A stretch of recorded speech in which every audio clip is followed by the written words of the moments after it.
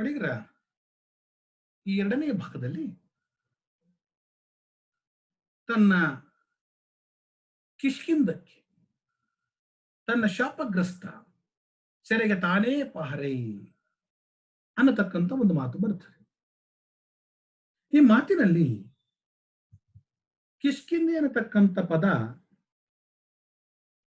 ಒಂದು ವಾಚಾರ್ಥ್ಯವನ್ನು ಕೊಟ್ಟು ವಿರಮಿಸಬಹುದು, ನಿಜ. ರಾಮಾಯಣದಲ್ಲಿ ಬರತಕ್ಕಂಥ ಸುಗ್ರೀವನ ಹೆಸರಿನ ಜೊತೆಯಲ್ಲಿಯೇ ಈ ಕಿಷ್ಕಿಂದೆ. ಆ ಕಿಷ್ಕಿಂದೆ ಒಂದು ಶಾಪಗ್ರಸ್ತವಾಗಿರತಕ್ಕಂಥ ಬೆಟ್ಟ. ಪೌರಾಣಿಕ ಘಟನೆಗಳಲ್ಲಿಯೂ ಕೂಡ, ಸಂಬಂಧಗಳಲ್ಲಿಯೂ ಕೂಡ ಅವು ಕೊಡುವ ಅರ್ಥವು ಕವನಕ್ಕೂ ಕೂಡ ಸಲ್ಲುತ್ತದೆ ಅನ್ನತಕ್ಕಂಥದ್ದನ್ನು ನಾವು ಯೋಚಿಸಬೇಕಾಗ್ತದೆ. ಆದರೆ ಕಿಷ್ಕಿಂದೆ ಯಾರ ಪಾಲಿಗೂ ಸೆರೆಯಾಗಲಿಲ್ಲ. ಋಷ್ಯಮೂಕ ಪರ್ವತ ಇತ್ತಲ್ಲ, ಸುಗ್ರೀವನಿಗೆ ಮಾತ್ರ ಕೆಲ ಕಾಲ ಸೆರೆ ರಕ್ಷೆ ಎರಡೂ ಕೂಡ ಆಗಿತ್ತು ವಾಲಿಯ ಭಯದಿಂದ. ಈ ಬೆಟ್ಟ ಅವನಿಗೆ ಸೆರೆಯೂ ಕೂಡ ಆಗಿತ್ತು, ರಕ್ಷೆಯೂ ಕೂಡ ಆಗಿತ್ತು ಅಣ್ಣನಿಂದ ತನ್ನನ್ನು ತಾನು ರಕ್ಷಣೆಯನ್ನ ಮಾಡಿಕೊಳ್ಳಿಕ್ಕೆ. ಅಲ್ಲಿ ಶಾಪವಿರುವುದು ವಾಲಿಗೆ, ಸೆರೆ ಇರುವುದು ಸುಗ್ರೀವನಿಗೆ. ಒಬ್ಬರಿಗೆ ಶಾಪ ಆದರೆ ಮತ್ತೊಬ್ಬರಿಗೆ ವರವಾಗಿ ಪರಿವರ್ತನೆ ಆಗತಕ್ಕಂಥದ್ದನ್ನ ನಾವು ಕಾಣ್ತೇವೆ. ಹೀಗಾಗಿ ತನ್ನ ಶಾಪಗ್ರಸ್ತ ಸೆರೆಗೆ ತಾನೇ ಪಹರೆ ಅನ್ನತಕ್ಕಂಥ ಮಾತು ಪೌರಾಣಿಕವಾದ ಘಟನೆಗಳ ಸಂಬಂಧದಲ್ಲಿ ಏನನ್ನೂ ಧ್ವನಿಸುವಂತೆ ನಟಿಸಿ ನಿಜವಾಗಿ ಅಂತ ಧ್ವನಿಯನ್ನೇನೂ ಅದು ಬೆಳಗುವುದಿಲ್ಲ. ಇಲ್ಲಿ ಹಿಪ್ಪಿ ಅನ್ನತಕ್ಕಂಥ ಒಂದು ಪದದ ಪ್ರಯೋಗವಾಗಿರತಕ್ಕಂಥದ್ದನ್ನು ನಾವು ಗಮನಿಸಬೇಕು. ಈ ಪದ ಎಲ್ಲ ವರ್ತಮಾನಗಳಿಗೂ ಕೂಡ ಅನ್ವಯವಾಗಬಹುದಾದಂತಹ ಅರ್ಥವನ್ನ ಇಂದಿನ ವರ್ತಮಾನಕ್ಕೆ ಸೀಮಿತಗೊಳಿಸಿ ಬಿಡುತ್ತದೇನೋ ಅನ್ನತಕ್ಕಂಥದ್ದು ನನ್ನ ಆಲೋಚನೆ. ಅಲ್ಲಿ ಬರಬಹುದಾದ ಇನ್ನೊಂದು ಪದ ಭೂತ ವಿರಾಧ ಅನ್ನತಕ್ಕಂಥ ಒಂದು ಪದವನ್ನು ಬಳಸ್ತಾರೆ. ಭೂತ ವಿರಾಧ ಅನ್ನತಕ್ಕಂಥ ಪದ ಅಲ್ವಾ? ಇಲ್ಲಿ ಭೂತ ವಿರಾಧ ಅನ್ನತಕ್ಕಂಥ ಪದದಲ್ಲಿ ಭೂತ ಅದನ್ನು ಬಳಸಿರುವ ಸಂದರ್ಭಕ್ಕೆ ಅಗತ್ಯವಾದ ಎರಡು ಅರ್ಥಗಳನ್ನ ಕೊಡ್ತಾ ಇದೆ. ಒಂದು, ಘಟಿಸಿತ್ತು ಎಂಬ ಅರ್ಥದ ಜೊತೆಗೆ ವಿರಾಧ ಅಂದ್ರೆ ಭೂತ ಬಲ, ಶಕ್ತಿಯನ್ನ ಅದು ಧ್ವನಿಸ್ತಾ ಇದೆ. ಒಂದು ಘಟಿಸಿ ಹೋಗಿರ್ತಕ್ಕಂಥದ್ದು, ಮತ್ತೊಂದು ಭೂತ ಬಲ, ಗಟ್ಟಿಯಾದ್ಯ ಶಕ್ತಿ ಅನ್ನತಕ್ಕಂಥದ್ದನ್ನ ಧ್ವನಿಸ್ತಾ ಇದೆ. ರಾಮಾಯಣದಲ್ಲಿ ಈ ವಿರಾಧ ಅನ್ನತಕ್ಕಂಥ ಪಾತ್ರ ಬರುತ್ತೆ, ಅದರ ರಾಕ್ಷಸನೇ ಹೊರತು ಭೂತವಲ್ಲ. ಆದ್ದರಿಂದ ಭೂತ ವಿರಾಧ ಅನ್ನತಕ್ಕಂಥ ಪ್ರಯೋಗವೂ ಕೂಡ ಪೂರ್ತಿಯಾಗಿ ನಮಗೆ ಸಮರ್ಪಕ ಅಂತ ಹೇಳಿ ಅನ್ಸೋದಿಲ್ಲ ಅಂತ ಹೇಳಿ ಒಂದು ಕಡೆ ಉಲ್ಲೇಖವನ್ನ ಮಾಡಬಹುದು. ಇಲ್ಲಿ ಈ ಪದದ ಒಟ್ಟಾರೆಯಾದಂತಹ ಒಂದು ಸಾರಾಂಶವನ್ನು ಹೇಳ್ಬಿಡ್ತೀನಿ. ಈ ಭಾಗದ ಯೌವನಕ್ಕೆ ಸಿಕ್ಕಂತ ವ್ಯಕ್ತಿ ಅತ್ಯಂತ ವೇಗವಾಗಿ ಚಲಿಸುವ ಹೋಗತಕ್ಕಂಥ ಕೆಲಸವನ್ನು ಏನು ಮಾಡ್ತಾನೋ, ಅತ್ಯಂತ ವೇಗವಾಗಿ ಹೋಗತಕ್ಕಂತಹ ಸಂದರ್ಭದಲ್ಲಿ ಅಪಘಾತಗಳು ಸಹಜವಾಗಿ ನಮ್ಮ ಮನುಷ್ಯನ ಬದುಕಲ್ಲಿ ಆಗ್ತದೆ. ಆದ್ರೆ ಹೋಗುವಾಗ, ಓಡುವಾಗ ತರಿದ ಕೈ, ಮುರಿದ ಕೈ, ಹರಿದ ರೆಕ್ಕೆ, ಜಿಜ್ಜಿದ ಚಹರೆ, ಇವೆಲ್ಲ ಅಪಘಾತ ಆದ ನಂತರ ಆಗಬಹುದಾದ ಅವಲಕ್ಷಣಗಳ ಪರಿಸ್ಥಿತಿ ಇದು. ನಮ್ಮನ್ನ ಪ್ರೇರೇಪಿಸಿದ, ಉದ್ದೀಪನಗೊಳಿಸಿದಂತಹ ಹಿಪ್ಪಿ ಗೆಳೆಯರಿರ್ತಾರೆ, ಅವಿವೇಕಿ ಗೆಳೆಯರಿರ್ತಾರೆ. ಅವರು ನಾವು ಬಿದ್ದಾಗ ಓಡಿ ಬಂದು ಎತ್ತಿ ನಮ್ಮ ಕಷ್ಟ ಸುಖಗಳಿಗೆ ಸ್ಪಂದಿಸ್ತಕ್ಕಂಥವರಲ್ಲ. ಆದ್ರೆ ಬದಲಾಗಿ ಇವರು ಏನ್ ಮಾಡ್ತಾರಪ್ಪ ಅಂದ್ರೆ, ಬಿದ್ದಂತ ವ್ಯಕ್ತಿಯನ್ನು ನೋಡಿ ಹಲ್ಲು ಕಿರಿಯುವ, ತಮ್ಮೇಕ ತಾರಿ ಜೋಗಳ ಹೀರಿ ತೂಕಡಿಸುವರು. ಅಲಕಿರೀತ ನಗುತ್ತಾ ಆನಂದವಾಗಿ ಗೊತ್ತಿಲ್ಲದಾಗಿ ಸೊಂಪಿನಿಂದ ಜಂಪಾಗಿ ನಿದ್ದೆ ಮಾಡತಕ್ಕಂಥವ. ಬಿದ್ದಾಗ ತಲೆಬುರುಡೆ, ಚುರು, ಕರುಳು, ಗೋಜಲು ತೊಡರಿ ತೊಡರಿ ಬಿದ್ದೆದ್ದು ಹರಿವ ಕುಮಾರ ಕಂಠೀರವಾಭಿನಯ ಕಂಡು ನಲಿವರಿಲ್ಲ. ಇವನು ಚೆನ್ನಾಗಿದ್ದಾಗ ಇವನ ಕಂಠೀರವ ಸಿಂಹದ ಅಭಿನಯ ಇತ್ತಲ್ಲ, ಯೌವನ ಅನ್ನತಕ್ಕಂಥ ಸಿಂಹಾಭಿನಯ. ಬಿದ್ದಾಗ ಏನಾಗುತ್ತೆ? ತಲೆಬುರುಡೆ ಹೊಡೆದೋಗುತ್ತೆ, ಕಣ್ಣು ಗುಡ್ಡೆಗಳು ಚೂರಾಗ್ತದೆ, ಆ ರುತ್ಕೊಂಡ ಚುರು ಹುವಿಸ್ ಕರುಳು ಗೋಜಲು ಗೋಜೊಡರಿಯಾಗಿ ಬಿದ್ದೆದ್ದು ಹೋಗ್ತಾನಲ್ಲ. ಆಗ ಈ ಕುಮಾರನ ಕಂಠೀರವಾದ ಅಭಿನಯವನ್ನು ನೋಡಿ ನಚ್ಚಿದ್ರಲ್ಲ, ಚಪ್ಪಾಳ ಹೊಡಿಸಿದ್ರಲ್ಲ ಚೆನ್ನಾಗಿ. ಈಗ ಅವರು ಇಲ್ಲಿಲ್ಲ ಅನ್ನತಕ್ಕಂಥದ್ದನ್ನ ಮುಂದಿನ ಎಲ್ಲ ಸಾಲುಗಳಲ್ಲಿ ಪುರಾಣದ ಪ್ರತಿಮೆಯ ವಿಚಾರಗಳನ್ನ ಪ್ರಸ್ತಾಪಿಸಿದ್ದೀನಿ. ಮತ್ತೊಮ್ಮೆ ಪುನರಾವರ್ತನೆ ಬೇಡ. ಇಲ್ಲಿಗೆ ವರ್ಧಮಾನದ 2ನೆಯ ಭಾಗ ಮುಗಿಯುತ್ತೆ. ಇನ್ನು ವರ್ಧಮಾನದ 3ನೆಯ ಭಾಗಕ್ಕೆ ಪ್ರವೇಶವನ್ನ ಪಡೆಯೋಣ. ಕೊರಕಲಿನ ದಂಡೆ ಇರೆ ಮೇಲೆ ಕುಳಿತಿದ್ದೆ, ಸಿಗರೇಟು ಹಚ್ಚಿ ಸೇದುತ್ತ ಸುಡು ಉರಿಯಲ್ಲಿ, ಬೇಸಿಗೆಯ ಮಧ್ಯಾಹ್ನ ಕೆಳಗೆ ಅಳಲುತ್ತಾನೆ. ಪಂಚಾಗ್ನಿ ಮಧ್ಯಸ್ಥ ಮಗ, ಕೂಗಿ ಕೂಗಿ ಕರೆಯುತ್ತೇನೆ ಮಂಡೆ ಬಿಸಿ. ಕಂದ ಕಿವುಡಾಗಿದ್ದಾನೆ ಅಥವಾ ಅವನ ಭಾಷೆಯೇ ಬೇರೋ? ಕಿವಿಚುವ ಕರಳ ಹಿಡಿದು ಕೊರಗುತ್ತೇನೆ. ರಾತ್ರಿ ಕಳಗೆಟ್ಟ ಮುಖ, ತೊಟ್ಟರಿವೆ ಹಿಸಿದು ಹೊರಕಲು, ಹಗಲೆಲ್ಲ ಹಿಪ್ಪಿಗಳ ಜೊತೆ ಸೇರಿ ಹಿಪ್ಪೆಯಾಗಿದ್ದಾನೆ. ನನ್ನ ಪ್ರತಿರೂಪ ಹುಡಿಗೊಳ್ಳುವ ಈ ಕಸಿಬಿಸಿಗೆ ಕಂಗಾಲ. ಮುತ್ತಜ್ಜ ಕಟ್ಟಿದ ಮನೆ ದೀಪ ಹಚ್ಚುವರೆಲ್ಲ, ಶ್ರದ್ಧೆ ಕೊಡುವ ಅನ್ನ ನೀರಿಲ್ಲದೆಯೇ ಉರುಳುವರು ಪಿತೃ ಪಿತಾಮಹ. ಹೊಕ್ಕಳಿನ ಬಳ್ಳಿ ಕತ್ತರಿಸಬಾರದೋ ಏನೋ, ಬಿತ್ತಕ್ಕೆ ಬೇರಿನ ಚಿಂತೆ ಇಲ್ಲ. ಅಷ್ಟು ದೂರ ಟಣ್ಣೆಂದೆಗರಿ ಬಿಚ್ಚುವುದು ಮಾಯಾಪಟವ. ಪ್ರಾಯದ ಲಹರಿಗೆಲ್ಲಿ ಯಾವುದು ತೀರ, ಯಾವುದು ನೆಲೆ, ಯಾವುದು ಗುರಿ ಅನ್ನತಕ್ಕಂತಹ ಪ್ರಶ್ನಾರ್ಥಕವಾದ ಅರ್ಥಗಳನ್ನ, ಪ್ರಶ್ನಾರ್ಥಕವಾಗಿರತಕ್ಕಂಥ ಅರ್ಥಗಳನ್ನ ನಮ್ಮ ಮುಂದೆ ಇಡ್ತಾ ಇದ್ದಾರೆ. 3ನೆಯ ಭಾಗದಲ್ಲಿ ಬರುವ ತಂದೆ ಅನುಭವ, ವಿವೇಕ, ಜೀವನಾನುಭವ ಇವೆಲ್ಲವನ್ನು ಇಟ್ಟುಕೊಂಡಿರ್ತಕ್ಕಂತಹ ಒಂದು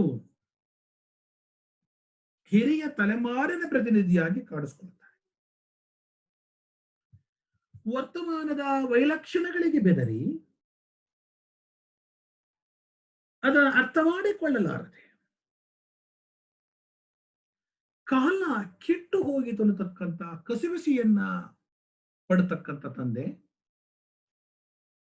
ತನ್ನ ಹಿರಿಯರಂತೆ ಇವನು ಮಗನ ಈ ತರದ ಅವ್ಯವಹಾರಗಳನ್ನ ಕಂಡು ತಲೆ ಕೆಡಿಸಿಕೊಂಡಿದ್ದಾನೆ. ಇದು ಪ್ರತಿಯೊಬ್ಬರಲ್ಲೂ ಕೂಡ ಬರತಕ್ಕಂಥ ಮಾತು. ಇವತ್ತಿನ ಹಾರಾಟದ ವ್ಯಕ್ತಿ ವಯಸ್ಕನಾದ ಮೇಲೆ, ಜೀವನದ ಅನುಭವ ಬಂದ ಮೇಲೆ ವಿವೇಕವನ್ನು ಹೇಳತಕ್ಕಂಥದ್ದು ಸಹಜ. ಅದಕ್ಕೊಂದು ಮಾತನ್ನ ಹೇಳಿ ಮುಂದೆ ಹೋಗ್ತೀನಿ.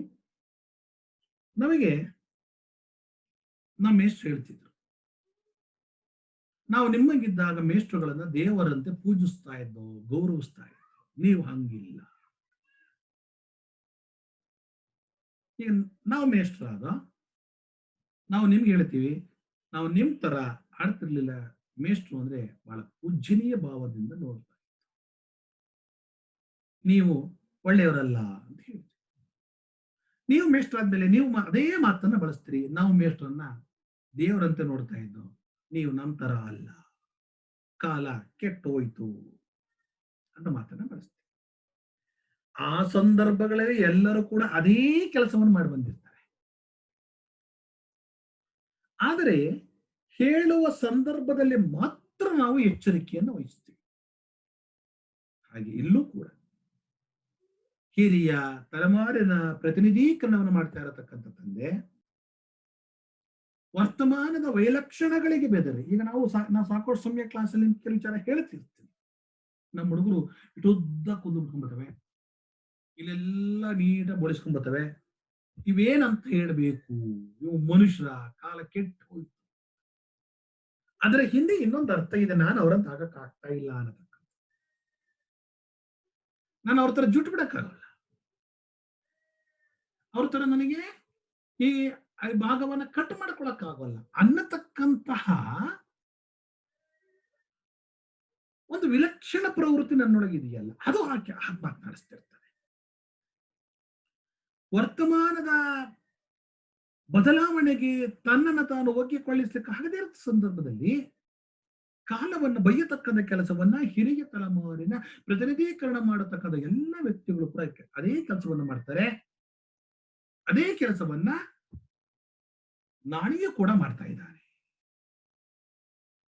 ತನ್ನ ಹಿರಿಯರ ಹಾಗೆ ತನ್ನ ಹಿರಿಯರು ಯಾವ ಮಾತುಗಳನ್ನು ಹೇಳಿಕೊಂಡು ಬಂದಿದ್ರು ಎಲ್ಲ ಮಾತುಗಳನ್ನ ಇವನು ಕೂಡ ಪ್ರಸ್ತಾಪ ನೋಡು. ವಯಸ್ಸು ದಾಟಿರುವ ಇವನು ಅಪ್ಪ ಆರಿಸಿಕೊಂಡವನು ಕೊರಕಲನ್ನು ಬಿಟ್ಟು ಅದರ ದಂಡೆಯ ಮೇಲೆ ಕುಳಿತಿದ್ದರೆ ಪ್ರಾಯದ ಮಗ ಆ ಕೊರಕಲ ಒಳಗೆ ಕೂತಿದ್ದಾನೆ. ವಾ, ವಾಟ್ ಎ ಕಾಂಟ್ರಾಸ್ಟ್. ಇದನ್ನ ವಿರೋಧಾಭಾಸ ಅಂತ ಕರೆಯುವುದು. ಅಂದ್ರೆ ಅವ್ರ ತಂದೆಯ ಕೊರಕಲ ಇಳಿದಿಲ್ವಾ ಅಂತ ನನ್ನ ಕೇಳಿಬಿಡಿ. ಇಳಿದಿದ್ದಾನೆ, ಇಳಿದಿರಬಹುದು, ಇಳಿದಿನೇ ಇರಬಹುದು, ನನಗೆ ಗೊತ್ತಿಲ್ಲ. ಆದ್ರೆ ವಾಸ್ತವಿಕವಾಗಿ ಇಳಿದಿರ್ತಾನೆ. ಇಳಿದಾಗ ಕೊರಕಲಲ್ಲಿ ಆಗಬಹುದಾದ ನೋವು ಮತ್ತು ಅಪಮಾನಗಳನ್ನ ಬಹಳ ಅಚ್ಚುಕಟ್ಟಾಗಿ ಅರ್ಥ ಮಾಡ್ಕೊಂಡಿದ್ದಾನೆ.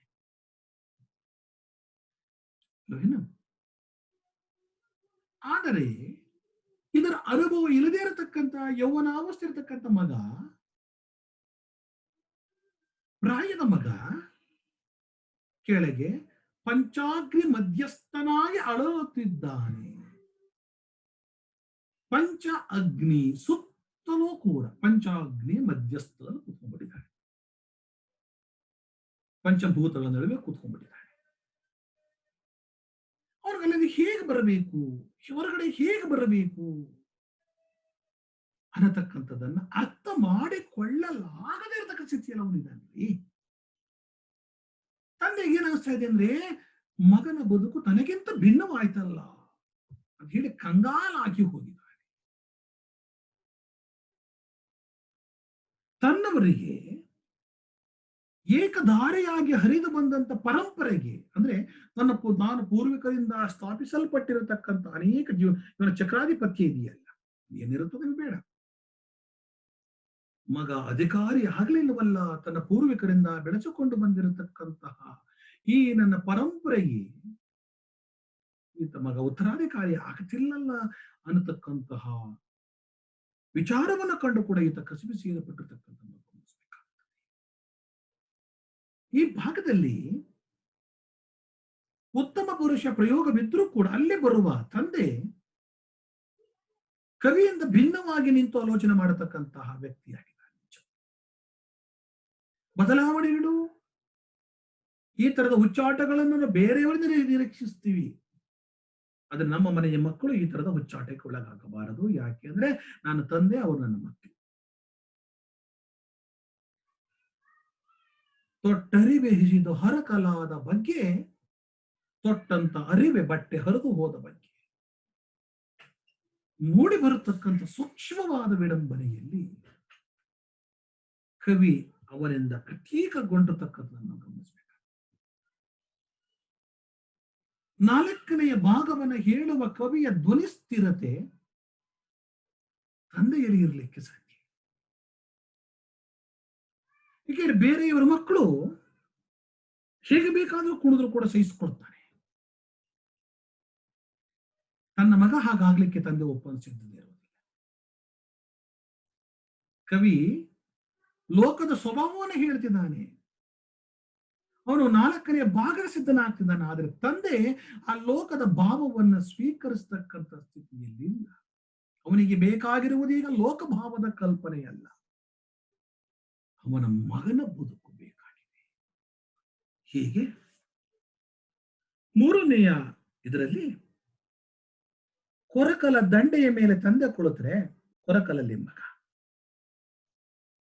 ಸಿಗರೇಟು ಹಚ್ಚಿ ಸೇದುತ್ತ ಸುಡುವುರಿಯಲ್ಲಿ ಬೇಸಿಗೆಯ ಮಧ್ಯಾಹ್ನ ದುಶ್ಚಟಗಳ ದಾಸನಾಗಿದ್ದಾನೆ. ಪಂಚಭೂತಗಳ ನಡುವೆ ಸಿಕ್ಕಿ ಹೊರಬರಲಾಗದ ಚಕ್ರವ್ಯೂಹದ ಒಳಗಡೆ ಕುಳಿತುಕೊಂಡ್ಬಿಟ್ಟಿದ್ದಾನೆ. ತಂದೆ ಕೂಗಿ ಕೂಗಿ ಕರೀತಾನೆ. ಆದ್ರೆ ಅವನಿಗೆ ಆಗಾಗಲೇ ಬದುಕಿನ ಮಂಡೆ ತಲೆ ಬಿಸಿಯಾಗಿ ಹೋಗಿ ಕಿವುಡಾಗಿದ್ದಾನೆ. ಅಥವಾ ತಂದೆಯ ಭಾಷೆ ಬೇರೆಯಾಗಿರ್ಬೋದು, ಮಗನ ಭಾಷೆಯೂ ಬೇರೆಯಾಗಿದೆ. ಕಿವುಚೋ ಕರುಳ ಹಿಡಿದು ಕೊರಗುತ್ತಾನೆ ಹೆತ್ತ ಕರಳಲ್ಲಿ. ಆ ಹೆತ್ತ ಕರುಳನ್ನು ನೋಡಿ ಕೊರಗುತ್ತಿದ್ದಾನೆ. ನೋಡ್ತಾನೆ, ಅವನಿಗೆ ರಾತ್ರಿಯೆಲ್ಲ ನಿದ್ದೆ ಇಲ್ಲ. ಕಳಾಹೀನವಾಗಿರತಕ್ಕಂಥ ಮುಖ, ದುಶ್ಚಟಗಳ ದಾಸನಾಗಿದ್ದಾನೆ. ತೊಟ್ಟಂತ ಅರಿವೆ ಬಟ್ಟೆ ಹರಿದು ಹೋಗಿದೆ. ಹಗಲೆಲ್ಲ ಹಿಪ್ಪಿಗಳ ಜೊತೆ, ಓಲಿ ಗೆಳೆಯರ ಜೊತೆ ಸೇರಿ ಹಿಪ್ಪೆಯಾಗಿದ್ದಾನೆ. ತನ್ನ ಪ್ರತಿರೂಪ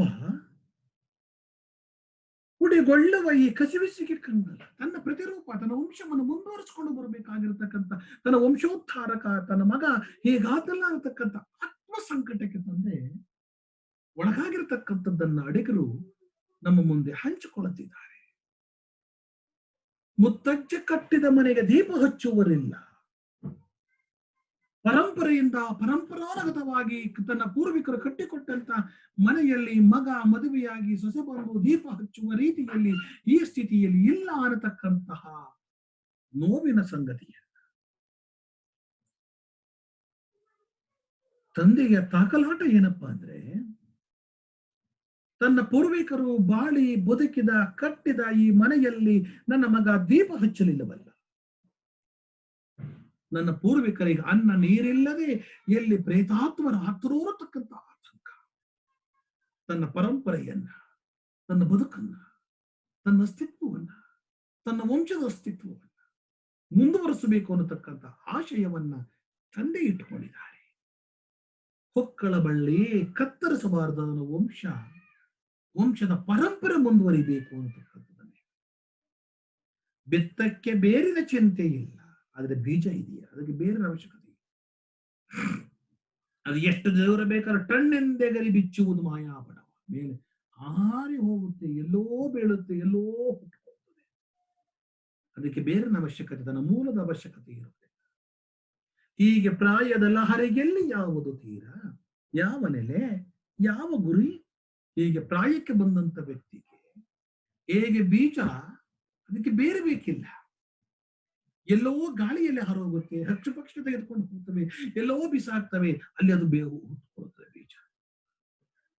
ಹಾಗೆ ಹೀಗೆ ಮಾಯಾಪಟವನ್ನು ಬಿಚ್ಚತಕ್ಕಂಥ ಈ ಪ್ರಾಯದ ಲಹರಿ ಎಲ್ಲಿ, ಈ ಪ್ರಾಯ ಇರತಕ್ಕಂಥ ಲಹರಿಗೆ ಯಾವ ತೀರ, ಯಾವ ನೆಲೆ, ಯಾವ ಗುರಿ, ಇದ್ಯಾವುದಕ್ಕೂ ಕೂಡ ಈ ಪ್ರಾಯಕ್ಕೆ ನೆಲೆ ಇಲ್ಲ. ತೀರಾ ಒಂದು ನಿರ್ದಿಷ್ಟವಾದಂತ ಜಾಗ ಇಲ್ಲ, ನಿರ್ದಿಷ್ಟವಾದ ಗೊತ್ತು ಗುರಿಗಳು ಇಲ್ಲ ಅಂತ ಹೇಳಿ ಅಡಿಗರು ಅದನ್ನ ಆ ಭಾಗದಲ್ಲಿ ಹೇಳಿದ್ರು. ಮೊದಲನೇ ಭಾಗದಲ್ಲಿ ಯೌವನ, ಎರಡನೆಯ ಭಾಗದಲ್ಲಿ ಅಪಘಾತ, ಮೂರನೇ ಭಾಗದಲ್ಲಿ ಅದರಿಂದಾಗಬಹುದಾಗಿರತಕ್ಕಂಥ ಅನಾಹುತಗಳನ್ನ ಹೇಳ್ತಾರೆ.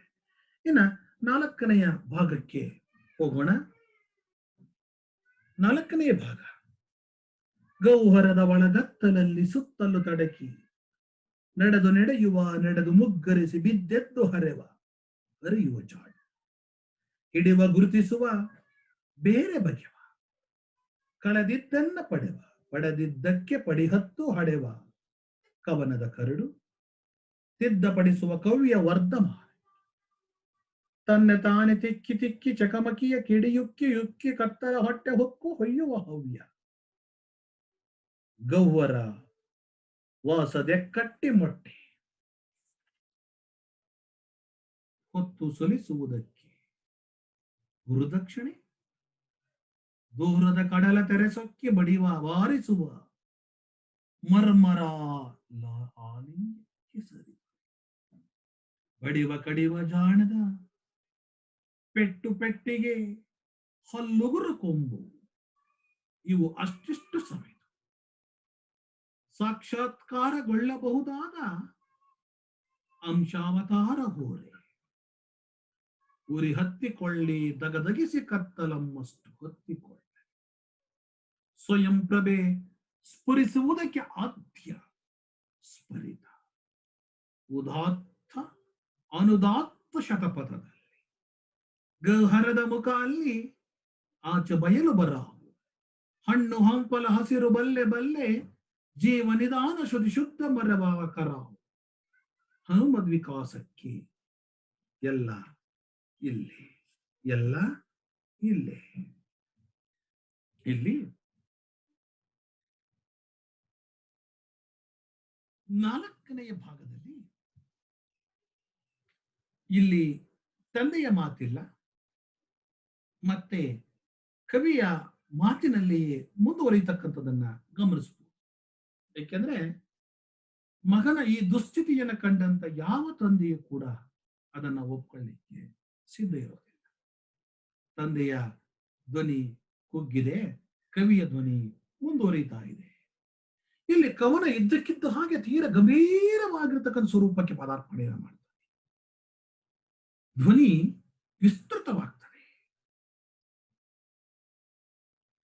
ಕಮಂಗಿಯ ಮಂಗ ಚೇಷ್ಟುಗಳಿದುವರೆಗೆ ಯಾರು ಶೀನಿ ಆ ವಿಡಂಬನೆ ಮಾಡುವಾಗ ದನಿಯಲ್ಲಿ ತೋರಿದ ಹಾಸ್ಯಕ್ಕೂ ಮಾನವನ ಮನುಷ್ಯನ ಸ್ವರೂಪ ದರ್ಶನಕ್ಕೂ ಶೀನಿಯ ಕಮಂಗಿ ದರ್ಶನವನ್ನ ಮಾನವನ ಸ್ವರೂಪ ದರ್ಶನವನ್ನು ನಿರೂಪಿಸುವ ಸಂದರ್ಭದಲ್ಲಿ ಧ್ವನಿ ವ್ಯತ್ಯಾಸವನ್ನ ಆಗಿರತಕ್ಕಂಥ ಸ್ಪಷ್ಟವಾಗಿ ಕಾಣ್ತಾ ಹೋಗ್ತದೆ. ಅಲ್ಲಿ 10 ಜನರ ಎದುರು ಮಾತನಾಡುತ್ತಿದ್ದಂತೆ ತೋರಿದ ಕವಿ ಇಲ್ಲಿ ಕಮಂಗಿ ಶೀನಿಯ ಮಂಗಚೇಷ್ಟೆಗಳನ್ನು ವರ್ಣಿಸುವಾಗ 10 ಜನರ ಎದುರು ಅಂದ್ರೆ ಒಂದು ಸಮಷ್ಟಿಯ ಎದುರು ಮಾತನಾಡುತ್ತಿದ್ದಂತಹ ವ್ಯಕ್ತಿ ಇಲ್ಲಿ ವ್ಯಷ್ಟಿ ಪ್ರಜ್ಞೆಯ ರೂಪವನ್ನು ಪಡ್ಕೊಳ್ತಾ ಇದೆ. ಸಮಷ್ಟಿ ಪ್ರಜ್ಞೆಯಿಂದ ವ್ಯಷ್ಟಿ ಪ್ರಜ್ಞೆಯ ಕಡೆಗೆ ಕವನ ರೂಪಾಂತರಗೊಳ್ತಾ ಇರತಕ್ಕಂಥದ್ದನ್ನ ಗಮನಿಸ್ತೀವಿ. ಈ ಭಾಗ ಉದ್ಧಾರದ ಮಾರ್ಗ ಹಿಡಿದ ಮನುಷ್ಯನಿಗೆ, ಉದ್ಧಾರದ ಮಾರ್ಗವನ್ನು ಹಿಡಿದ ಮನುಷ್ಯನ ಅಂತರಂಗದ ಪರಿವೀಕ್ಷಣೆಯ ದಾರಿಯನ್ನು ತೋರಿಸ್ತಾ ಇದೆ. ಭೂತ ಕವನದ ಅರ್ಥ ಇಲ್ಲಿ ಹೇಳಿದ್ನಲ್ಲ, ಭೂತ ಕವನದ ಅರ್ಥ ಇಲ್ಲಿ ಬಂದು ಹೋಗುತ್ತೆ ಅಂತ ಹೇಳಿ ಅದು ಇಲ್ಲಿ ಬಂದು ಹೋಗಿದೆ. ತನ್ನ ಅನುಭವಗಳ ಕತ್ತಲೆಯ ಗೌಹರದಲ್ಲಿ ಕತ್ತಲೆ ಗೋಡಾರಣ್ಯದಲ್ಲಿ ತಡೆದು ತಡಕಿ ತತ್ತರಿಸುತ್ತಾ ನಡೆದು ಅವುಗಳನ್ನು ಕೆದಕಿ ವಿಶ್ಲೇಷಿಸಿ ಅರ್ಥೈಸುತ್ತಾ ತನ್ನ ಹಳೆಯ ನೆನಪುಗಳನ್ನು ಪುನಃ ಕೆದಕಿ ಹುಡುಕಿ ನೋಡಿ ಅರ್ಥೈಸುತ್ತ ಆ ಮೂಲಕ ತನಗೆ ಕತ್ತಲಾಗಿ ಕೂತಿದ್ದ ತನ್ನ ಅಂತರಂಗವನ್ನ ಅರಿವನ್ನ ಬೆಳಕಿನ ಕಡೆಗೆ ಹಿಡಿದುಕೊಂಡು ಬರ್ತಾನೆ. ತನ್ನ ಅಂತರಂಗವನ್ನು ಕೆದಕೊಳ್ತಾ ಇದ್ದಾನೆ. ಕತ್ತಾಯೊಡೆದ ಅಂತರಂಗ ಅದನ್ನ ಕೆದಕಿ ಬೆಳಕಿನ ಕಡೆಗೆ ಸಾಗುವ ನಿಧಾನವಾದ ಪರಿಪೂರ್ಣವಾದ ನಿರೂಪಣೆಯ ಪಯಣವನ್ನ ನಾವೀ 4ನೇ ಭಾಗದಲ್ಲಿ ಕಾಣಬಹುದು. ಅನುಭವಗಳ ಅರ್ಥವನ್ನು ಅನುಭವದ ಅರ್ಥಗಳನ್ನು ಅರ್ಥ ಮಾಡ್ತೇವೆ. ಅನುಭವದ ಅರ್ಥಗಳನ್ನು ಅರಿಯುವುದರ ಮೂಲಕ ಬಾಳನ್ನ, ಕಳೆದು ಹೋಗಿರುವ ಬಾಳನ್ನ ಮತ್ತೆ ಗಳಿಸಿಕೊಳ್ಳಬೇಕಾಗಿರುವುದೇ ವರ್ತಮಾನ ಕವಿತೆಯ ಆಶಯ. ಈಗಾಗಲೇ ಕಳೆದು ಹೋಗಿರತಕ್ಕಂಥ ಬದುಕನ್ನ ನಿಧಾನವಾಗಿ ಸರಿದಾರಿಗೆ ತಂದುಕೊಳ್ಳಬೇಕಾಗಿರತಕ್ಕಂಥದ್ದೇ ವರ್ತಮಾನ. ಮನುಷ್ಯನ ಈ ಬದುಕಿನ ಕಾಲಾನುಕ್ರಮಣಿಕೆಯಲ್ಲಿ ಬೀಜ ರೂಪದಲ್ಲಿ ಅಡಗಿ ಕುಳಿತಿರತಕ್ಕಂತಹ ನಮ್ಮ ಅನುಭವಗಳು ಕಂಡುಕೊಳ್ಳಬೇಕು. ಅದೇ ನಮ್ಮ ಪಿತೃಗಳು ನೀಡತಕ್ಕಂಥ ಕವಿಯ ಅರ್ಪಣೆ. ತನ್ನನ್ನು ವಿಶ್ಲೇಷಣೆ ವಿಮರ್ಶೆಗೆ ಒಳಪಡಿಸಿಕೊಳ್ಳುತ್ತಾ ಆತ್ಮಾವಲೋಕನವನ್ನು ಮಾಡಿಕೊಳ್ಳುತ್ತಾ ಪಡೆದ ಬೆಳಕನ್ನ ಪಂಜು ಮಾಡಿಕೊಳ್ಳಬೇಕು. ಪಂಜು ಮಾಡಿಕೊಂಡಾಗ ತನ್ನ ಬದುಕಲ್ಲಿ ಆವರಿಸಿಕೊಂಡಿರತಕ್ಕಂಥ ಕತ್ತಲ ಹೊಟ್ಟೆಯನ್ನು ಹೊಕ್ಕಿ ಮುಂದೆ ಸಾಗುವುದೇ ದೇವತೆಗಳಿಗೆ ನಾವು ನೀಡಬೇಕಾಗಿರತಕ್ಕಂಥ ಹವ್ಯ, ಅಗ್ನಿಗೆ ಬೇಕಾಗಿರತಕ್ಕಂಥ ಹವಿಸ್ಸು. ಅಗ್ನಿಗೆ ಕೊಡಬೇಕಾಗಿರತಕ್ಕಂಥ ಹವಿಸ್ಸು ಯಾವುದಪ್ಪ ಅಂದ್ರೆ ಪಿತೃಗಳಿಗೆ ನೀಡಬೇಕಾಗಿರತಕ್ಕಂಥ ಪಿಂಡ ಯಾವುದಪ್ಪ ಅಂದ್ರೆ ತನ್ನ ಬದುಕಿನಲ್ಲಿ ಕಳೆದು ಹೋಗಿರತಕ್ಕಂಥ ಎಲ್ಲ ಅರಿವನ್ನ ಪುನಃ ಸಂಪಾದಿಸಿಕೊಂಡು ಅವನ್ನ ಸರಿದಾರಿಗೆ ತರತಕ್ಕಂಥದ್ದಿದೆಯಲ್ಲ, ತನ್ನ ಆತ್ಮಾವಲೋಕನವನ್ನು ಮಾಡಿಕೊಂಡು ಆತ್ಮಾವಲೋಕನದ ಬೆಳಕನ್ನು ಪಂಜು ಮಾಡಿಕೊಂಡು ಮುಂದಿನ ಬದುಕನ್ನು ಸಾಗುವುದೇ ನಾವು ದೇವತೆಗಳಿಗೆ ನೀಡಬೇಕಾಗಿರತಕ್ಕಂಥ, ನಮ್ಮ ಪೂರ್ವಿಕರಿಗೆ ನೀಡಬೇಕಾಗಿರತಕ್ಕಂಥ ಅರ್ಪಣೆ. ಸಾಧನೆ ಚಿಂತನೆಗಳ ಜೀವನದ ಭಾಗವನ್ನ ಏಕಾಂಗಿಯಾಗಿ ಸಾರ್ಥಕತೆಯನ್ನು ಮುಗಿಸಿ ತಿಳಿವಿನೊಂದಿಗೆ ಉಳಿದವರ ಬಾಳಿಗೂ ತಾನು ಸಲ್ಲುವುದೇ ನಿಜವಾದ ಗುರುದಕ್ಷಿಣೆ. ಯಾವುದಪ್ಪ ನಿಜವಾದ ಗುರುದಕ್ಷಿಣೆ ಅಂದ್ರೆ ತನ್ನ ಸಾಧನೆಯ ಚಿಂತನೆಗಳನ್ನ ಜೀವನದ ಭಾಗವನ್ನಾಗಿ ಮಾಡಿಕೊಳ್ಳಬೇಕು, ಬದುಕನ್ನು ಪುನರ್ ಕಟ್ಟಿಕೊಳ್ಳಬೇಕು, ಸಾರ್ಥಕತೆಯೊಂದಿಗೆ ಮುಗಿಸಬೇಕು. ಸಾರ್ಥಕತೆಯ ಅರಿವು ತಾನೊಬ್ಬರೇ ಅನುಭವಿಸೋದಲ್ಲ, ಇನ್ನೊಬ್ಬರಿಗೂ ಕೂಡ ಅದನ್ನು ಹಂಚತನಲ್ಲ, ಅದು ನಿಜವಾದ ಗುರುದಕ್ಷಿಣೆ. ತನಗೆ ದೂರದ ಕಡಲು ಮರ್ಮರ ಶಾಲೆಯಾಗಿ ಮಿಡಿಯುತ್ತ ಬದುಕು ಕಲಿಸಿದ ಪಾಠಗಳಿಂದ, ಬದುಕು ಮನುಷ್ಯನ ಅನೇಕ ಪಾಠಗಳನ್ನು ಕಲಿಸುತ್ತೆ. ಅಹಂಕಾರ, ದ್ವೇಷ, ಹಿಂಸಾ ಭಾವಗಳನ್ನು ಎಲ್ಲವನ್ನ ಬಿಟ್ಟು ಅಂಶಾವತಾರವನ್ನು ಸಾಕ್ಷಾತ್ಕಾರಗೊಳಿಸಬೇಕು. ತನ್ನಲ್ಲಿರುವ ದ್ವೇಷ, ಸಿಟ್ಟು, ಹತಾಶೆ, ಹಿಂಸೆ, ಈ ಸ್ಯಾಡಿಸ್ಟ್ ಆಟಿಟ್ಯೂಡ್ ಎಲ್ಲವನ್ನ ಬಿಟ್ಟು ತನ್ನಲ್ಲಿ ಕೆಲವು ಗುಣಗಳನ್ನು ಮೈಗೂಡಿಸಿಕೊಳ್ಳಬೇಕು. ಬದುಕನ್ನ ಜ್ವಲಿಸಿ ಕಡೆಗೆ ಉರಿಯ ಫಲವಾಗಿ ಬೆಳೆದಿದ್ದ ಕತ್ತಲೆಯ ಅಷ್ಟು ಉರಿದು ಹೋಗಬೇಕು. ಬಾಳಿನ 7 ಬೀಳುಗಳಲ್ಲಿ 100 ದಾರಿಯಲ್ಲಿ ಸ್ವಯಂ ಪ್ರಭೆ ಸುರಿಸಬೇಕು ಅನ್ನತಕ್ಕಂಥದ್ದನ್ನ, ಬದುಕನ್ನ ಕಟ್ಟಿಕೊಳ್ಳುವ ಕ್ರಿಯೆಯನ್ನ ಅಡಿಗರು ಬಹಳ ಅಚ್ಚುಕಟ್ಟಾಗಿ ಹೇಳಿದ್ದಾರೆ.